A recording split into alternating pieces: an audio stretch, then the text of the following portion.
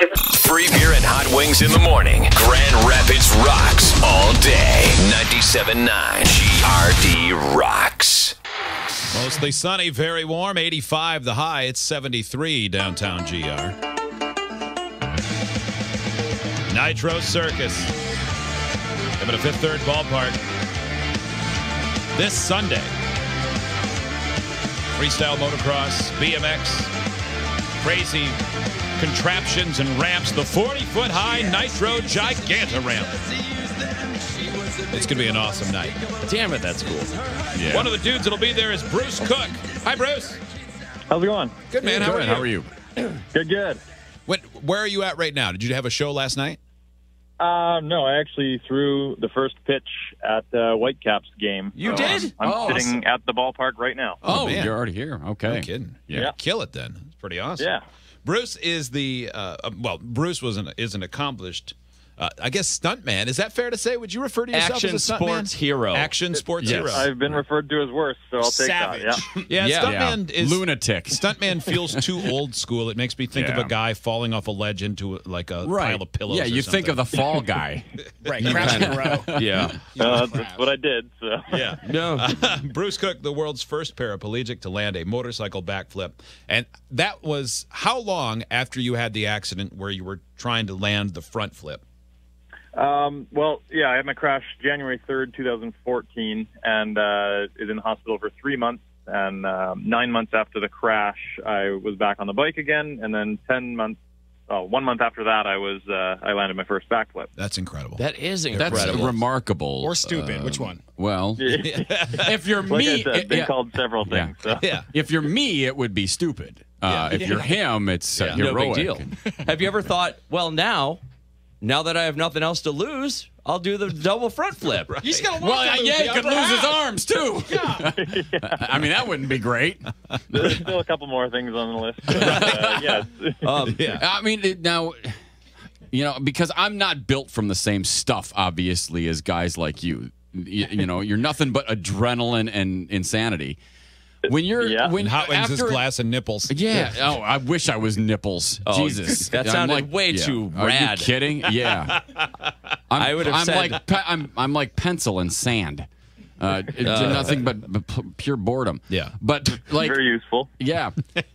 Now, somebody like you though, after you have an injury like that, are you just like mentally thinking, "All right, let's go. I can't wait to get back on the bike," or are you like, "I can't wait, but I'm pretty terrified too"?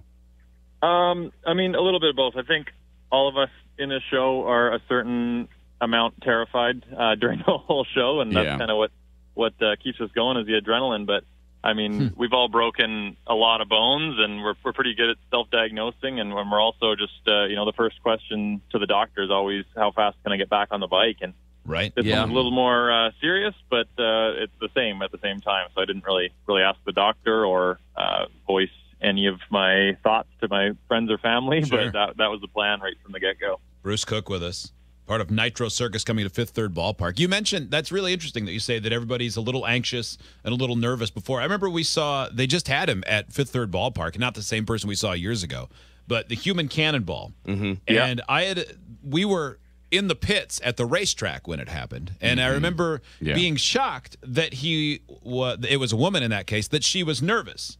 Because I assumed, well, she did this 180 times a year. All of the ballistics and everything are the same. She's the same weight. The net's the right distance. She knows how to do the math to account for the wind and gravity and everything else. Sure. But of course, you still realize it's incredibly dangerous, and that's it's interesting to hear that you and the rest of the athletes are filled with anxiety before that event. Yeah, I mean there's always that element of danger. I mean, no matter how many times you've done it, there's always mechanical failure or just, some unforeseen circumstance that can, make things go wrong in a really short amount of time. And I think that's what that helps draw the crowd. There's always that risk and that danger. So. Hell, as many times as you've landed, you've failed probably 10 or 20 times more than that. Yeah. Well, yeah, exactly. That's it's a pretty sharp learning curve with extreme sports, and like you said, as many times as you succeed, you probably failed 20 times that. Bruce, when you're working out a new stunt, like when we've seen people trying like BMX when they're going into the foam pits or whatever, if that's how you're trying it, and we've seen some of the videos where you see people and then everybody cheers when they finally nail it. Yeah. In most cases, when you take the next run, doing it once, does that mean you're going to do it again, or should you expect another 24 failures before the muscles and the memory and everything else starts twitching the right way? Yeah, I mean, it's repetition, like you say, is definitely the best thing, just getting that seat time. So the first time is definitely most exciting, and that's when all the craziness is, and everyone's excited. But the second, third, fourth, fifth time are equally as dangerous, but there's not as much celebration. But like you said, you got to get a lot under your belt before you feel comfortable. And for me, I just wanted to do one back. I just wanted to do one more show. I didn't want my last show to be going out on a stretcher. And turns out it went really well. And now I'm about 100 shows later and still doing it, right. and it's just kind of been a blur. It's spectacular. Now, what's the next stunt that you're going to be the first paraplegic to do?